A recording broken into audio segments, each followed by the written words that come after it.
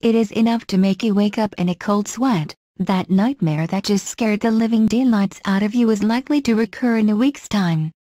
Scientists say we suffer from something called dream lag, in which a dream, or nightmare, is repeated 5 or 7 days after we initially have it. Mark Blagrove, a sleep scientist at Swansea University, said, "We often tend to dream about what happened yesterday.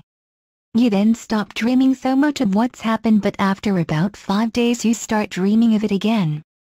The phenomenon is more likely to occur after an important or emotive event, suggesting it takes the brain up to a week to process the information and store it away. Happy events may trigger such dream repeats, but so may horror movies," the British Science Festival in Swansea heard. Those who are bothered by nightmares may be wise to talk about them.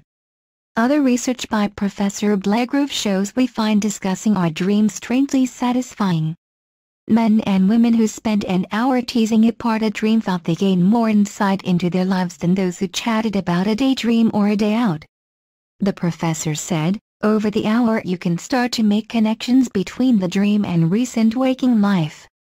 You tend to get aha experiences in which you say, ah, that's where that came from."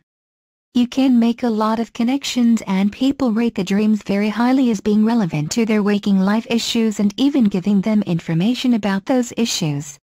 This means, he said, that far from being on a par with reading tea leaves, discussing a dream may help people acknowledge problems they were trying to avoid. Other work from the Swansea University Sleep Research Lab has shown that sleeping does help boost recall, with English speakers recalling Welsh words better after a nap. Sleep proved particularly beneficial to those volunteers who believed learning Welsh to be important. Finally, our dreams are packed with metaphors.